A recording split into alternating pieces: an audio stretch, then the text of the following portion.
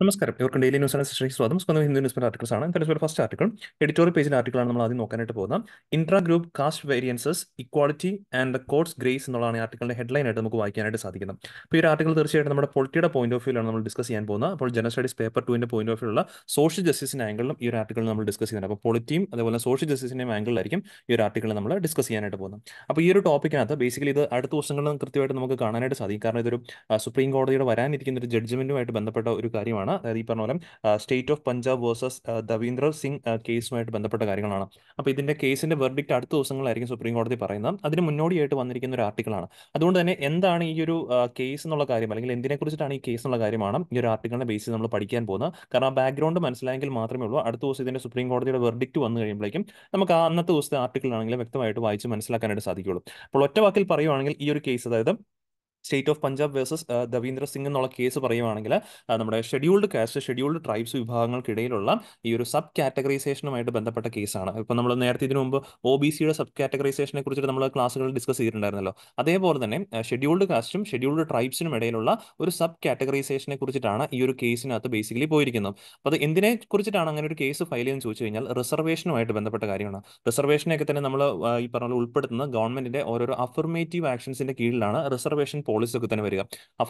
Affirmative actions എന്താണെന്ന് ചോദിച്ചു കഴിഞ്ഞാൽ ഇവിടെയുള്ള ഓരോ ഗ്രൂപ്പുകളുടെയും ഈ പറഞ്ഞ ഉന്നമനത്തിനായിട്ട്, ഡെവലപ്മെന്റിന് വേണ്ടിയിട്ട് ഗവൺമെന്റ് ചെയ്യുന്ന ഓരോരോ കാര്യങ്ങളെയാണ് ഈ അഫർമേറ്റീവ് ആക്ഷൻസ് എന്ന് പറയുന്നത്.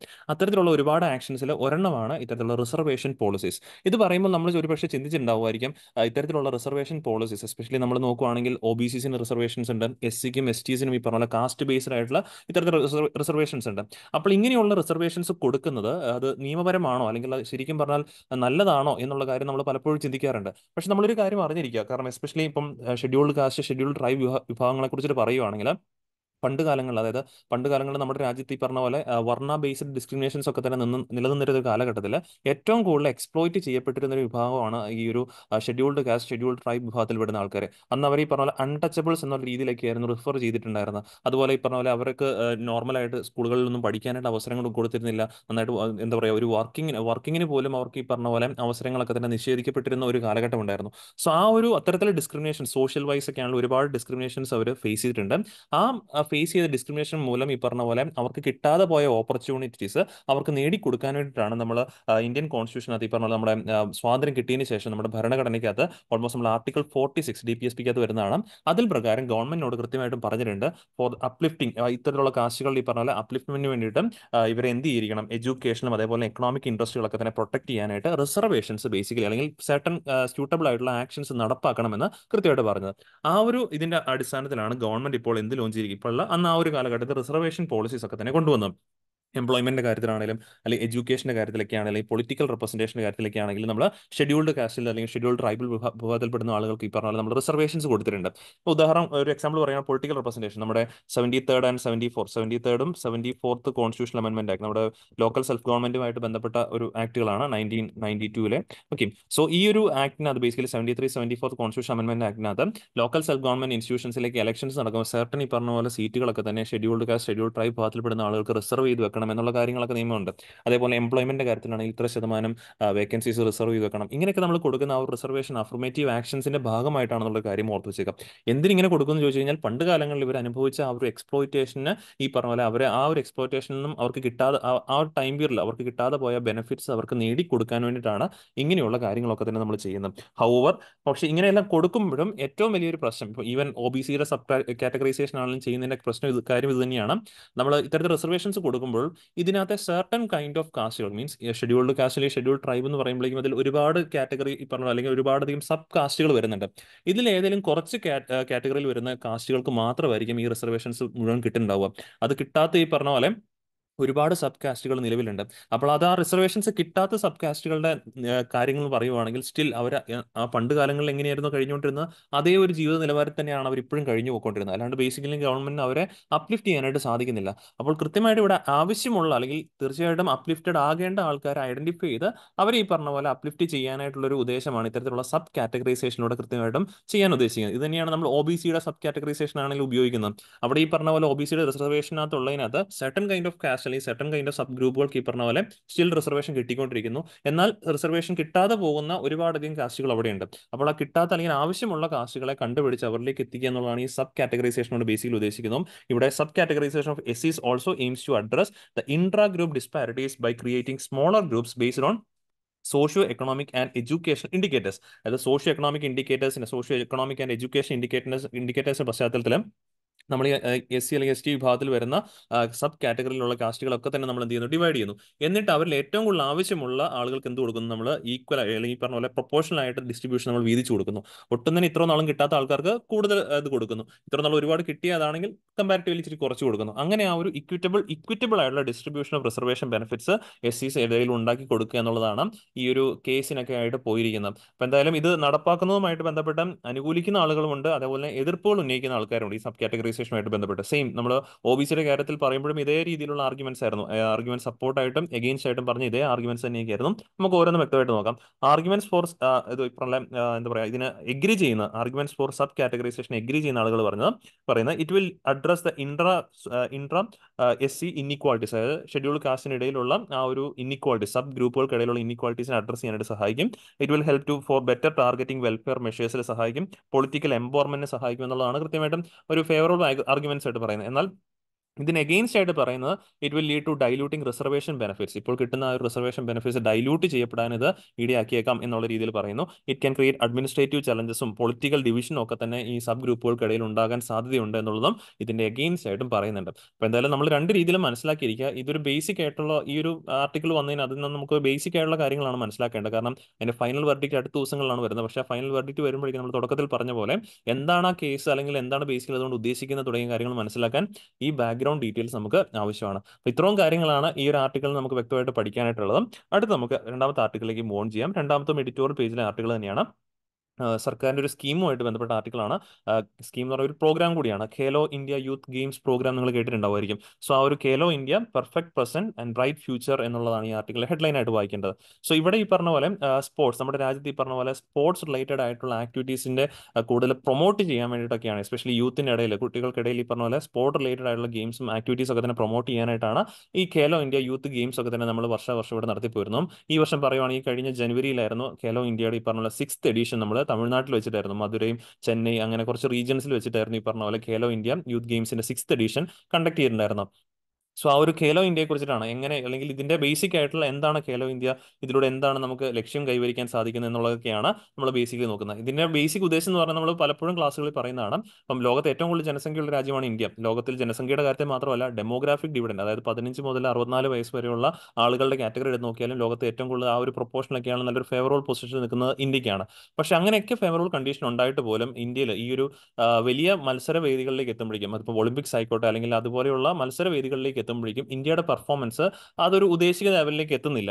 കമ്പാരിറ്റീവ്ലി ഈ പറഞ്ഞ പോലെ ഇന്ത്യയുടെ അത്രയും പോലും പോപ്പുലേഷൻ ഇല്ലാത്ത പല രാജ്യങ്ങളും ഇന്ത്യക്കാളും ബെറ്റർ ആയിട്ട് പെർഫോം ചെയ്യുന്നത് നമ്മൾ കണ്ടിട്ടുണ്ട്. സോ ഇങ്ങനെയൊക്കെയുള്ള വേദികളിലും, അതായത് സ്പോർട്സ് റിലേറ്റഡ് ആയിട്ടും ഇവിടെ കുറേയധികം ഈ പറഞ്ഞ പോലെ പ്രൊമോഷൻ കൊണ്ടുവരാനായിട്ടൊക്കെയുള്ള ഒരു സ്കീം അല്ലെങ്കിൽ പ്രോഗ്രാം ആയിട്ട് ഇതിനെ പറയാൻ സാധിക്കും. നമ്മുടെ ഈ ഖേലോ ഇന്ത്യ യൂത്ത് പ്രോഗ്രാമിനെ കുറിച്ചൊക്കെ പറയാൻ പറ്റുന്നതാണ്. അപ്പം ഓൾറെഡി ഈ ഒരു ആർട്ടിക്കിൾ നമുക്ക് മനസ്സിലാക്കേണ്ട, എക്സാമിന്റെ പോയിന്റ് ഓഫ് വ്യൂ മനസ്സിലാക്കേണ്ടത് ഈ ഖേലോ ഇന്ത്യ യൂത്ത് ഗെയിംസിനെ കുറിച്ചിട്ടാണ്. So it's a national level multidisciplinary sport competition for schools and college students in India. ഇന്ത്യയിലെ സ്കൂളും കോളേജ് സ്റ്റുഡൻസിനും വേണ്ടി ഇടയിൽ ഈ പറഞ്ഞ മൾട്ടി ഡിസിപ്ലിനറി സ്പോർട്സ് കോമ്പറ്റീഷൻ ആണ് ഖേലോ ഇന്ത്യ യൂത്ത് ഗെയിംസ് എന്ന് പറയുന്നത്. ഇത് ആനുവലി ഹെൽഡ് ചെയ്യുന്നതാണ്. ജനുവരി ഓർ ഫെബ്രുവരിയിലായിരിക്കും ഇത് ആനുവലി ഹെൽഡ് ചെയ്യുന്നത്. Part of government Khelo India ഇനീഷ്യേറ്റീവിന്റെ ഭാഗമായിട്ടാണ് ഈ സ്പോർട്സ് കണ്ടക്ട് ചെയ്യപ്പെടുന്നത്. ഇതിനകത്ത് ഈ പറഞ്ഞ പ്രീവിയസ്ലി പറയുവാണെങ്കിൽ 5 എഡിഷൻ, ഇപ്പോൾ ഈ വർഷം 6th എഡിഷൻ ആയിരുന്നു. ഇതിനു മുമ്പ് 5 എഡിഷൻ കണ്ടക്ട് ചെയ്തിട്ടുണ്ടായിരുന്നു. ഡൽഹിയിലും പൂനെയിലും ഗുവാഹത്തിയിലും പഞ്ച്കുല ആൻഡ് ഭോപ്പാൽ ഇവിടെയൊക്കെയായിരുന്നു ഈ 5 എഡിഷൻസ് കൃത്യമായിട്ട് നടന്നിട്ടുണ്ടായിരുന്നത്. റീസെന്റ് 6th എഡിഷൻ പറയുവാണെങ്കിൽ തമിഴ്നാട്ടിൽ ഈ പറഞ്ഞ ചെന്നൈ, മധുരൈ തുടങ്ങിയ റീജിയൻസിലായിരുന്നു 6th എഡിഷൻ നടന്നുകൊണ്ടിരുന്നത്. സോ ഇതിന്റെ ഫോർമാറ്റ് നോക്കാം. It is held in 2 categories, 2 കാറ്റഗറിയിലായിട്ട് ഈ ഗെയിം കണ്ടക്ട് ചെയ്യുന്നത്. നെയിംലി അണ്ടർ 17-year-old സ്കൂൾ സ്റ്റുഡൻസും അണ്ടർ 21 ഏജ് സ്റ്റുഡൻസും. അപ്പോൾ അണ്ടർ 17ഉം അണ്ടർ 21 എന്നുള്ള 2 കാറ്റഗറിയിലായിരിക്കും ഈ ഒരു സ്പോർട്സ് ഇവന്റ് കണ്ടക്ട് ചെയ്യപ്പെടുന്നത്. ഇതൊരു ടീം ചാമ്പ്യൻഷിപ്പ് ഫോർമാറ്റിലായിരിക്കും. അതായത് ലാസ്റ്റ് ഇവന്റ് ഒക്കെ കൺക്ലൂഡ് ചെയ്തതിനു ശേഷം ഏത് സംസ്ഥാനത്തിന് അല്ലെങ്കിൽ ഏത് യൂണിയൻ ടെറിട്ടറിക്കാണോ ഏറ്റവും ഹയസ്റ്റ് ഗോൾഡ് മെഡൽസ് കിട്ടുക, ആ യൂണിയൻ ടെറിട്ടറി അല്ലെങ്കിൽ ആ ഒരു കറസ്പോണ്ടിങ് സ്റ്റേറ്റിനെയാണ് ആ ഒരു വർഷത്തെ ഖേലോ ഇന്ത്യ യൂത്ത് ഗെയിംസിന്റെ വിജയിയായിട്ട് പ്രഖ്യാപിക്കുന്നത്. ഇതുവരെ നോക്കുവാണെങ്കിൽ 2 സംസ്ഥാനങ്ങളെ ഈ പറഞ്ഞ പോലെ ഈ ഒരു ഇതിനകത്ത് ആ ഒരു ടൈറ്റിൽ എടുത്തിട്ടുള്ളൂ, മഹാരാഷ്ട്രയും ഹരിയാനയും. ഈ വർഷം പറയുവാണെങ്കിൽ നോക്കുകയാണെങ്കിൽ വീണ്ടും മഹാരാഷ്ട്രയായിരുന്നു. അപ്പോൾ മഹാരാഷ്ട്ര ഹരിയാനയും മാത്രമാണ് ഖേലോ ഇന്ത്യ യൂത്ത് ഗെയിംസിൽ ഇപ്പം 6 കണ്ടക്ട് ചെയ്തു. 6 എഡീഷനിലും ഈ പറഞ്ഞ വിജയികളായിട്ട് വന്നിരിക്കുന്നത് 2 സംസ്ഥാനങ്ങൾ മാത്രമാണ്.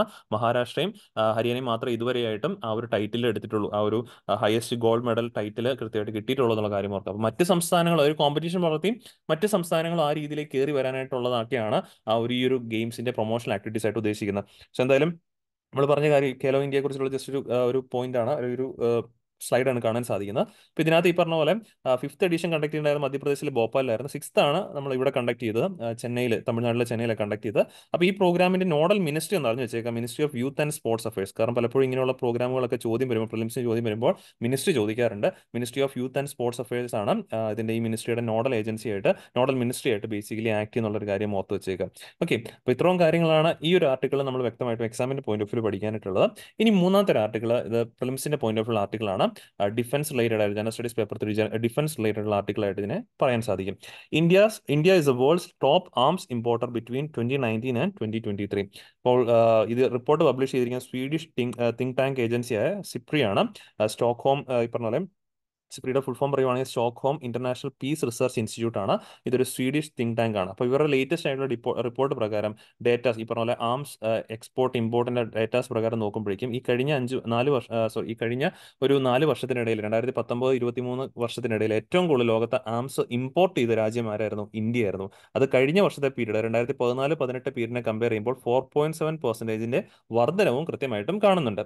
സോ അതേപോലെ തന്നെ മറ്റൊരു വർധനവ് കണ്ട യൂറോപ്യൻ കൺട്രീസിന്റെ കാര്യത്തിലാണ്. Increase by 94%. 2014-18 കാലഘട്ടത്തിൽ എന്ന് വെച്ചിട്ട് യൂറോപ്യൻ രാജ്യങ്ങൾ 94% കൂടുതൽ ആംസ് ഇമ്പോർട്ട് ചെയ്തിട്ടുണ്ടായിരുന്നു. Because of the backdrop of war in Ukraine വാറുമായിട്ട് ബന്ധപ്പെട്ടാണ് അത്രയും അധികം ആംസ് ഇമ്പോർട്ട് യൂറോപ്യൻ മേഖലയിൽ നടന്നിട്ടുണ്ടായിരുന്നു. ഇനി അടുത്തതായിട്ട് ഇതൊക്കെ നമുക്ക് സ്റ്റേറ്റ്മെന്റ്സ് ആയിട്ട് പരീക്ഷയ്ക്ക് പ്രതീക്ഷിക്കാവുന്നതാണ്. ഇന്ത്യയിലേക്ക് ഏറ്റവും കൂടുതൽ ആംസ് സപ്ലൈ ചെയ്ത്, അല്ലെങ്കിൽ ഏത് രാജ്യത്തു നിന്നാണ് ഇന്ത്യ ഏറ്റവും കൂടുതൽ ആംസ് ഇറക്കുമതി ചെയ്തതെന്ന് ചോദിച്ചു കഴിഞ്ഞാൽ ആൻസർ ഈ പറഞ്ഞ പോലെ റഷ്യ തന്നെയായിരുന്നു. ഇപ്പോൾ റഷ്യയുടെ കയ്യിൽ നിന്നായിരുന്നു നമ്മൾ ഏറ്റവും കൂടുതൽ ആംസ് ഇറക്കുമതി ചെയ്തിട്ടുണ്ടായിരുന്നത്. പക്ഷേ ആ ഇറക്കുമതി എന്ന് പറയുമ്പോഴേക്കും 36%, ഇന്ത്യയുടെ ടോട്ടൽ ഇറക്കുമതിയുടെ 36%ത്തിലേക്ക് കുറഞ്ഞു പോയിട്ടുണ്ടായിരുന്നു. Although Russia remain India's main arms supplier accounting for 36%. 36%മാണ് നമ്മൾ ആംസ് ഇറക്കുമതി ചെയ്തതിൽ 36%മാണ് റഷ്യയിൽ നിന്നും. അത് ശരിക്കും പറഞ്ഞാൽ 1960-64 പീരീഡിന് ശേഷം ആദ്യമായിട്ടാണ് 50%-ത്തിന് താഴേക്ക് റഷ്യയിൽ നിന്നുള്ള ആംസ് ഇറക്കുമതി കുറയുന്നുള്ള കാര്യം മനസ്സിലാക്കി വെച്ചേക്കാം. ദെൻ ഈ പറഞ്ഞ പോലെ ടോപ്പ് 3 ഉണ്ടായിരുന്നു. ടോപ്പ് 3 ഏറ്റവും കൂടുതൽ ആംസ് ഇമ്പോർട്ട് ചെയ്ത ടോപ്പ് 3 രാജ്യങ്ങൾ: 1 ഇന്ത്യ, 2 സൗദി അറേബ്യ, 3 ഖത്തർ ആയിരുന്നു എന്നുള്ള കാര്യം ഓർക്കുക. 3 രാജ്യങ്ങളും ഏഷ്യയിലുള്ള രാജ്യങ്ങളാണ്. And Oceania in middle east. Oceania 4ാമത്തെ രാജ്യം, Oceania India, Saudi Arabia and Qatar where Asia and Oceania or the middle east രാജ്യങ്ങളായിട്ടും പറയപ്പെടാറുണ്ട്. So Ukraine became the fourth biggest arms importer ആരായിരുന്നു? ഉക്രൈൻ ആയിരുന്നു. ആ ഒരു ഉക്രൈൻ റഷ്യ വാറിന്റെ പശ്ചാത്തലം നമ്മൾ മനസ്സിലാക്കിയാൽ പറയാൻ പറ്റും. ദെൻ ഈ വർഷത്തെ നമ്മുടെ ബഡ്ജറ്റിനകത്തെ അലോക്കേഷൻസ് നോക്കിയാൽ പോലും total allocation for defence ministry was 6.2 lakh crores ആണ്. ഈ വർഷത്തെ ബഡ്ജറ്റ്, ഇൻട്രീം ബഡ്ജറ്റിനകത്തെ കണക്കുകളാണ്. ഇതിൽ തന്നെ ഏകദേശം പറയുവാണെങ്കിൽ 1.72 lakh crore rupees, അതായത് കഴിഞ്ഞ വർഷത്തേക്കാളും 5.78% വർധനവില് നമ്മൾ എന്തിനു വേണ്ടിയിട്ടാണ് മാറ്റി വെച്ചിരിക്കുന്നത്? പുതിയ എക്യുപ്മെന്റ്സ് വാങ്ങാനായിട്ട്, പുതിയ പ്രൊക്യൂർമെന്റ്സ്, ഫോർ ന്യൂ പ്രൊക്യൂർമെന്റ്സിന് വേണ്ടിയിട്ടാണ് 1.72 ഔട്ട് ഓഫ് 6.2 1.72 ന്യൂ പ്രൊക്യൂർമെന്റ്സിന് വേണ്ടിയിട്ടാണ് വെച്ചിരിക്കുന്നത്. ദെൻ ഈ പറഞ്ഞ പോലെ ആംസ് എക്സ്പോർട്ടിന്റെ കാര്യം നോക്കുകയാണെങ്കിൽ ലോകത്തെ ഏറ്റവും കൂടുതൽ ആംസ് കയറ്റുമതി ചെയ്യുന്ന രാജ്യം, സപ്ലൈ ചെയ്യുന്ന രാജ്യം ആരാണ്? US ആണ് കേട്ടോ, റഷ്യ അല്ല, US ആണെന്നുള്ള കാര്യം ഓർത്തിരിക്കുക. അത് കഴിഞ്ഞിട്ട് പോലുമാണ് ഈ പറഞ്ഞ പോലെ, അത് കഴിഞ്ഞിട്ട് ശരിക്കും വരുന്നതെന്ന് പറഞ്ഞു കഴിഞ്ഞാൽ at same France emerged as a world second largest arm supplier. First US-ഉം സെക്കൻഡ് ഫ്രാൻസും ആണ് എന്നുള്ള കാര്യം ഓർത്ത് വെച്ചേക്കാം. ദെൻ ഈ പറഞ്ഞ പോലെ 5 of them so decrease between the two, അതായത് ടോപ്പ് 10 ആംസ് എക്സ്പോർട്ടേഴ്സിൽ ഈ പറഞ്ഞ 5 രാജ്യങ്ങൾക്ക് റിഡക്ഷൻ ആണ് സംഭവിച്ചത്. ആംസ് എക്സ്പോർട്ടിന്റെ കാര്യത്തിൽ റിഡക്ഷൻ സംഭവിച്ചു. ഏതൊക്കെയാണ് റിഡക്ഷൻ സംഭവിച്ച രാജ്യങ്ങൾ എന്ന് ചോദിച്ചാൽ China, Germany, UK, Spain, Israel. ഈ 5 രാജ്യങ്ങൾക്ക് റിഡക്ഷൻ ആണ് സംഭവിച്ചിട്ടുള്ളത്. സോ then ഈ പറഞ്ഞ പോലെ ടോപ്പ് 10 ആ ഒരു പോയിന്റ് കൂടെ ഓർത്തിരിക്കട്ടെ. World largest arm supplier US ആണ്. റഷ്യയുടെ ഈ പറഞ്ഞ പോലെയും റഷ്യയുടെയും കുറഞ്ഞിട്ടുണ്ടായിരുന്നു. At the same time France ആണ് second world largest arms supplier ആയിട്ട് മാറിയിട്ടുണ്ടായിരുന്നത്. എന്നാൽ ഇന്ത്യ ഏറ്റവും കൂടുതൽ ആംസ് ഇമ്പോർട്ട് ചെയ്ത രാജ്യം ഏതാണ്? റഷ്യ തന്നെയാണ്. പക്ഷേ റഷ്യയുടെ കാര്യത്തിൽ നമ്മൾ കുറവാണ് രേഖപ്പെടുത്തിയത്. 50% വരെ ഇത്ര നാളുണ്ടായിരുന്നു, അതിപ്പം 36%ത്തിലേക്ക് കുറഞ്ഞിട്ടുണ്ടെന്നുള്ള കാര്യം ഓർത്ത് വെച്ചേക്കാം. അതേസമയത്ത് പാകിസ്ഥാന്റെ കണ്ടു ഏറ്റവും കൂടുതൽ ആംസ് സപ്ലയർ ആയിട്ട് മാറിയിരിക്കുന്നത് എവിടെയാണ്? ചൈനയാണ് പാകിസ്ഥാനിലേക്ക് ഏറ്റവും കൂടുതൽ 82% പാകിസ്ഥാനിലേക്ക് ആയുധങ്ങൾ സപ്ലൈ ചെയ്യുന്നത് ചൈനയാണ്. ഓക്കെ, സോ ഇത്രയും കാര്യങ്ങളാണ് ഇന്നത്തെ DNA നമുക്ക് എക്സാമിന്റെ point of view articles discuss ചെയ്യാനുണ്ടായിരുന്നത്. പിന്നെ ഡിസ്കസ് ചെയ്ത എല്ലാ ആർട്ടിക്കിൾസ് എല്ലാവരും ക്ലിയർ ആണെന്ന് വിശ്വസിക്കുന്നു. വീണ്ടും നമുക്ക് അടുത്ത ദിവസം കാണാം. Thank you.